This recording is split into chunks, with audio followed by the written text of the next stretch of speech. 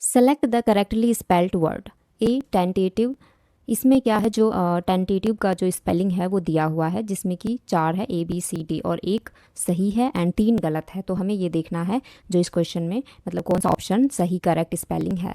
तो टेंटेटिव का स्पेलिंग जो होता है टेंटेटिव TENTATIVE, यानी option B is the correct answer. Question number second, in the following question out of the given 4 alternatives select the one which is opposite in meaning of the given word।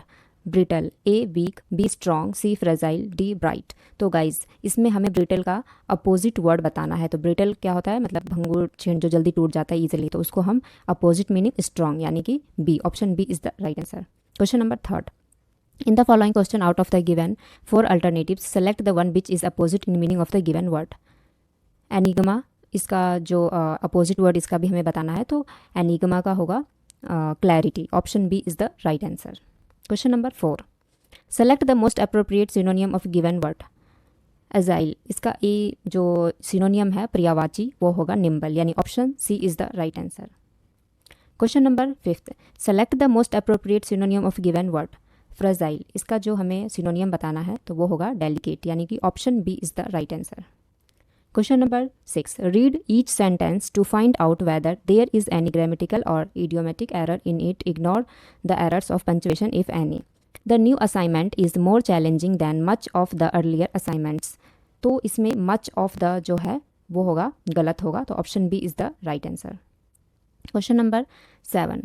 Read each sentence to find out whether there is any grammatical or idiomatic error in it. Ignore the error of punctuation if any. When the doctors found that the players has taken prohibited medicine, he reported the matter to the team manager। तो यहाँ पे that the players has taken की जगह have taken होगा, यानी कि option A इसमें जो है वो इसका राइट आंसर हो जाएगा एंड यहाँ पे करेक्ट होगा हैज़ को हैव से, तो that the players have taken यानी option A is the right answer. Question number 8, fill in the blank with most appropriate word। They had to face a lot of dash because of their disgraceful action।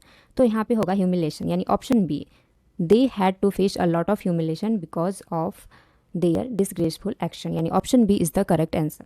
Question number 9, filling in the blank with most appropriate word। his dash arrival gave all of us a pleasant surprise। ए तो इसका जो हमें fill करना है तो वो होगा sudden, यानी कि his sudden arrival gave all of us a pleasant surprise, तो option D is the right answer. Question number 10th and last, in the following question out of the 4 alternatives select the alternative which best express the meaning of the idiom phrase to fight sigh off।